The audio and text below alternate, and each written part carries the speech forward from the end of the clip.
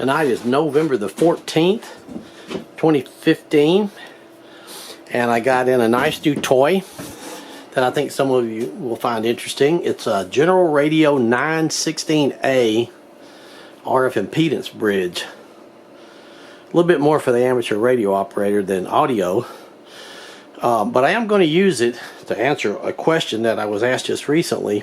I'll do the best I can to answer it, about the inductance or capacitance, whatever the reactance is. You know, you have inductive reactance, you have capacitive reactance. We'll see if there's more reactance in a 1 watt carbon resistor or a film resistor. I was asked that question about 100K resistors. I can't do it with a 100K resistor with this device because it only goes up, it has an R value of 1K and an X value of 5,000 ohms. But I'll show you. It's a complicated little device. I don't know if I can open it up with the camera rolling or not, but I think I can. It's beautiful. Man, they made some cool stuff. Whoa, back in those days. Let me lay this thing down here. See, the last time it was inventoried was August. Well, actually, here's another one. I don't know why they inventoried it 3 days apart. August the 25th, 1952, when it was inventoried. Now, I've wiped it up. I've checked it out. It works. It has 2 transformers in it. They're pretty snazzy. I'm not going to disassemble it. I have taken it apart. I have taken it out of its case. The inside of these cases are lined with copper sheet. They're absolutely beautiful. And then the capacitors, each one is compartmentalized inside a stainless steel cover. And like I say, it has 2 very special types of transformers. One goes from 400 kilohertz to 3 megahertz. The other one goes from 3 megahertz to 60 megahertz. It has some goofy little connectors here that I do not have. But what I did is I took a barrel, a double female SO239. Can't take that apart with one hand. And I ground it down. I think what I'm going to do is add a little solder to that to make it just a little bit tighter, because it plugs in, but I'd like for it to be just a little bit tighter. It seems to work just fine, but that's not exactly what I want. And this goes over to the other side. So let me get this thing set up, and I'll show you what I'm doing. Well, I'll show you a little bit here. I'm using this signal generator, and I'm running it into this little amplifier so I can get as much as 1 watt into 50 ohms, which would be 7 volts, or very close to, just a hair over 7 volts. And I'm not using a receiver, but I'm using a spectrum analyzer, which is actually more sensitive than even a receiver. So we can see it. I put it here in, let's see, I have to go to amplitude, and I have to go to linear scale so that we can see change easily. See, I've just turned it on. It says the oven is cold. Anyway, I'll set the frequency up, and I'll show you how this thing works. Let me get it set up.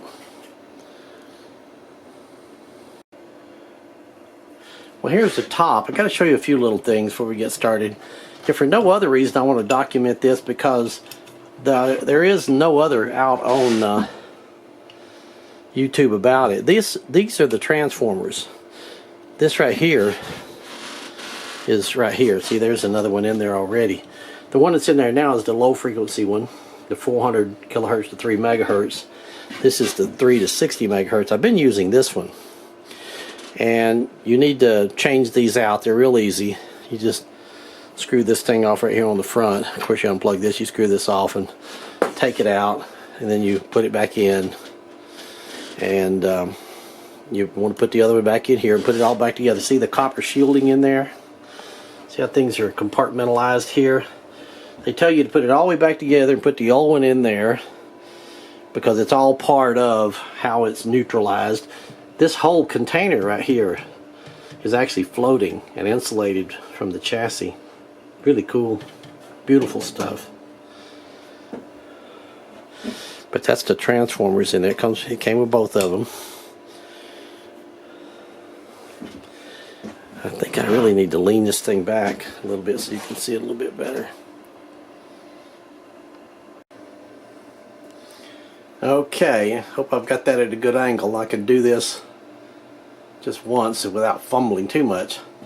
First of all, you plug in this little thing that comes with it. This is one they call the short plug, and then there's another one with about a 20-inch wire they call the long plug. But what it is really is just a resistor. But anyway, they want you to use their stuff, and first thing you do is balance it, so you hook it to ground like that. Okay? Now we're going to turn on the RF, and I've already got this set up, so we got about 1 watt out. We have to set the frequency of this fella. We're going to set it for 500 kilohertz. Is that kilohertz? No, that's megahertz. This thing goes up to 12 gigahertz, so 500 kilohertz.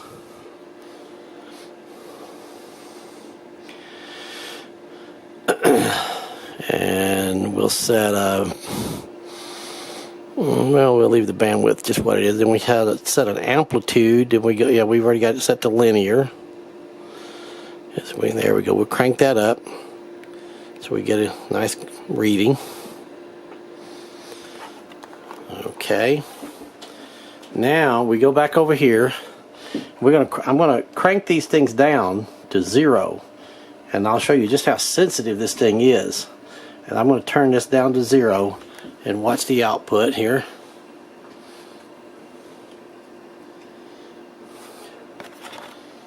And then we set this one to 0. What I just did is set the reactance dial to 0 and the resistance dial to 0. And then we turn these two and balance it. Let's see if I get this thing set up right. 500 kilohertz, 500 kilohertz. I think I'm doing everything right. I'm going to start turning this one first, and then I'll turn this one. I'll show you. They're just very critical, and you balance it. Well, I'm doing something stupid.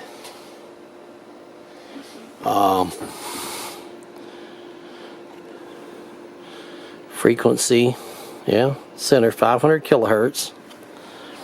500 kilohertz. Span, we'll set it to 100 kilohertz. Okay. Amplitude 110 millivolts, but we got to make that a lot more sensitive, I believe. There we go. Now we're looking at it. Okay.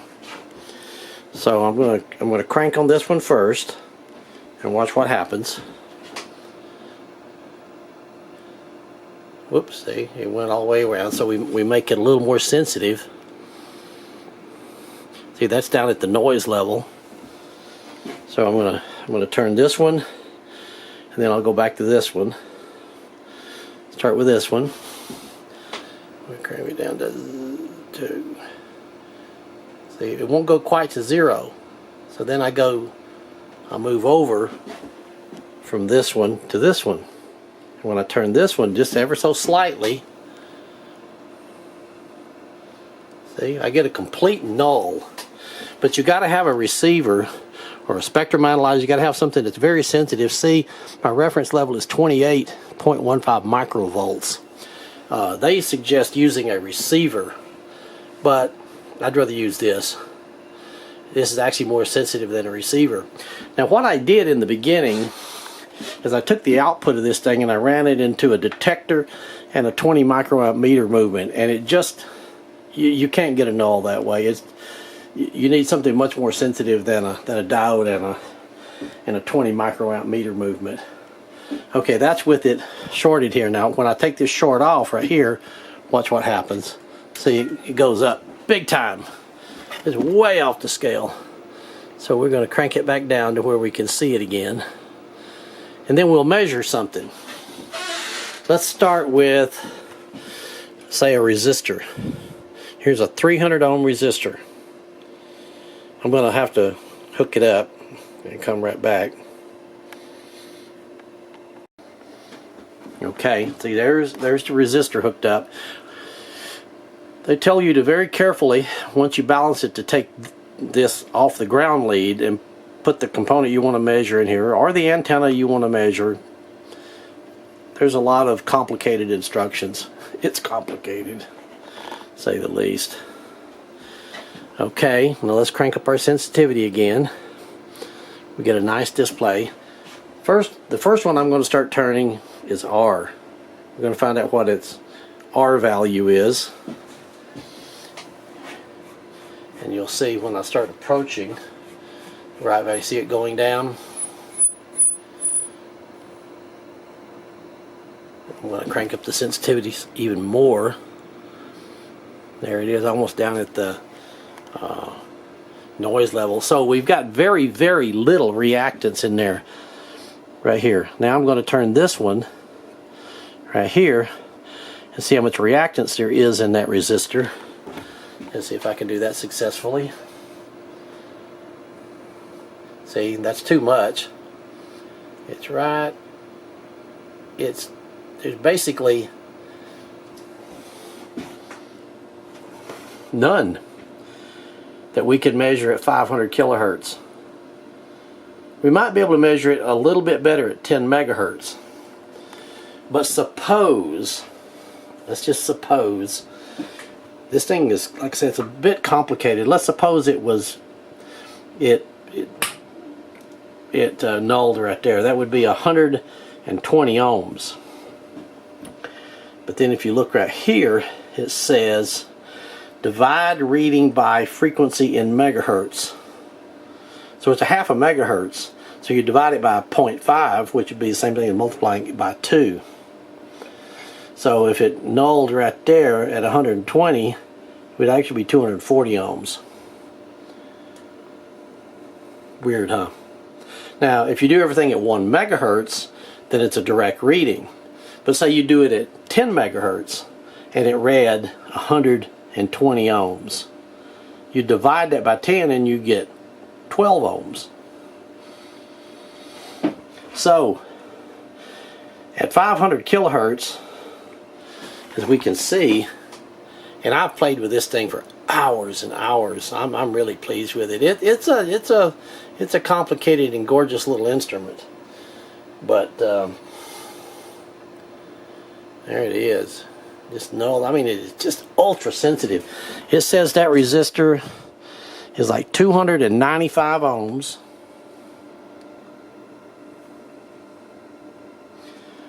With no reactance that we can read at 500 kilohertz. Now, I did some experiments earlier, just for my own satisfaction,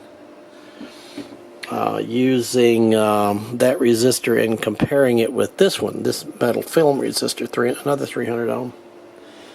There is ever so slightly a little bit less reactance, and it's actually capacitive reactance, not inductive reactance, interestingly enough, in the metal film resistors, but it is so slight that it's not going to cause any reactance, inductive reactance or capacitive reactance, in an audio amplifier.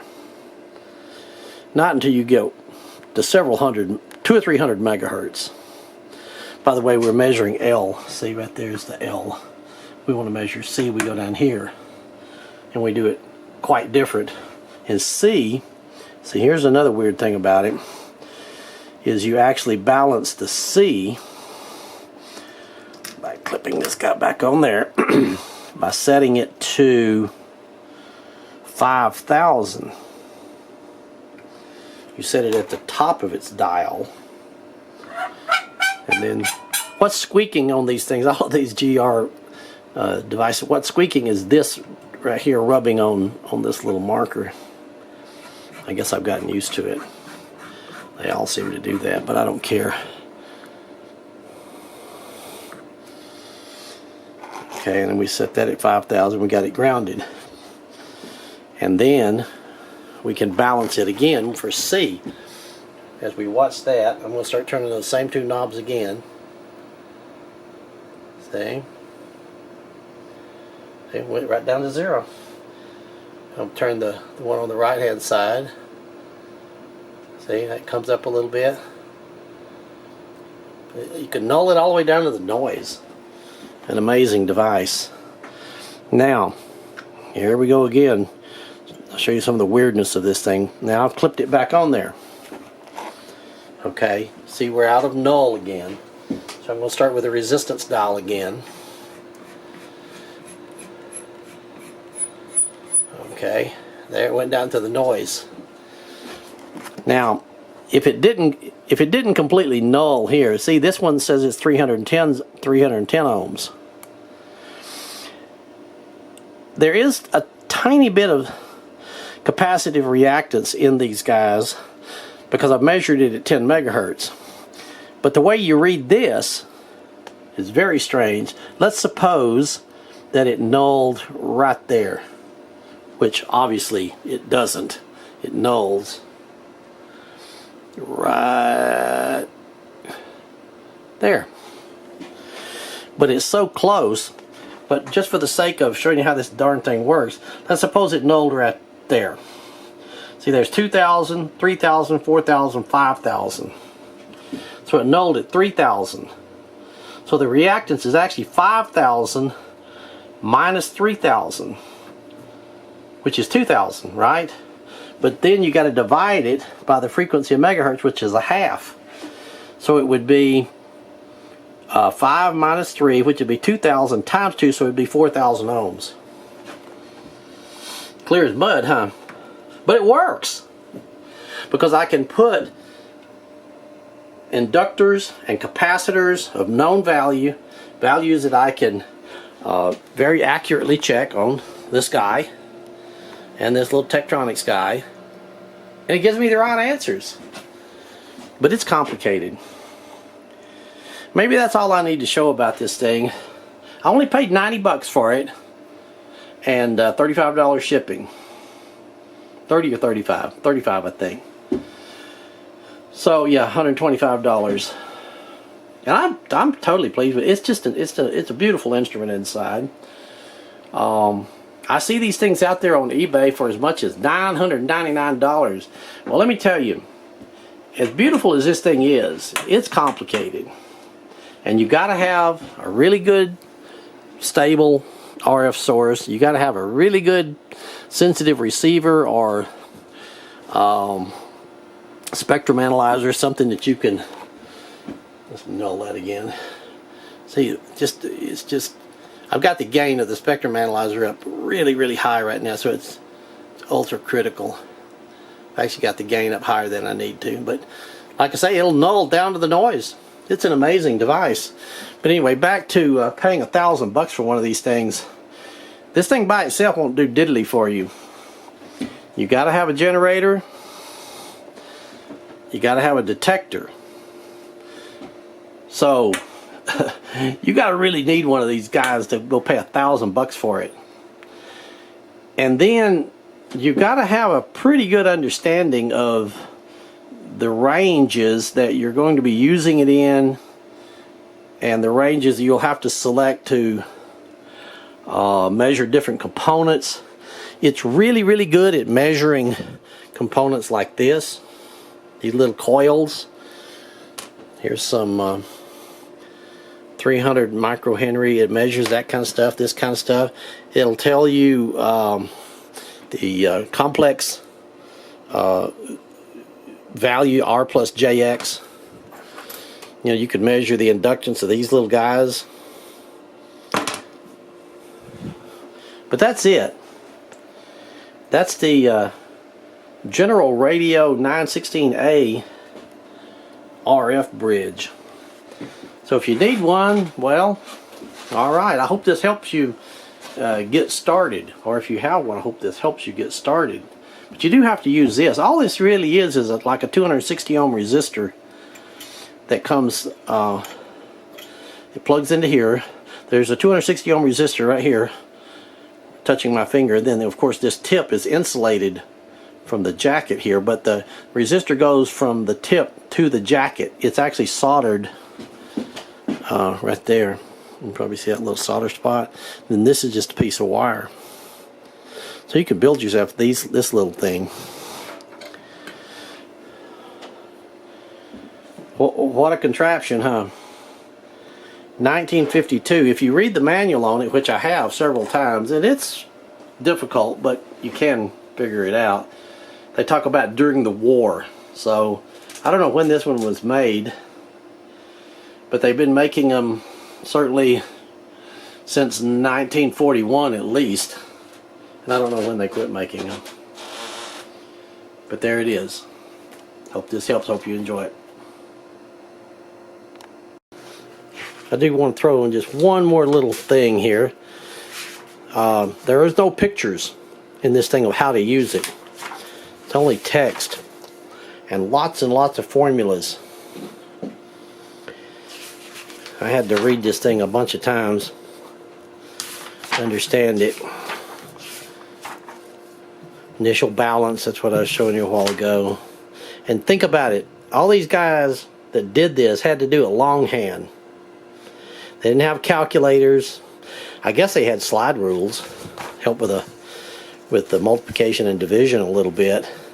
As a matter of fact, I started college in 1967, and I had a course dedicated completely to the slide rule. They still taught us vacuum tube electronics in those days.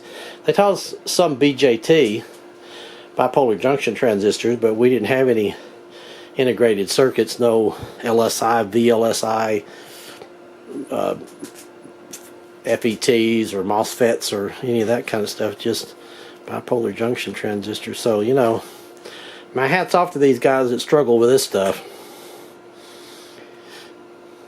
During the war, too. These guys worked hard. My hat's off to them.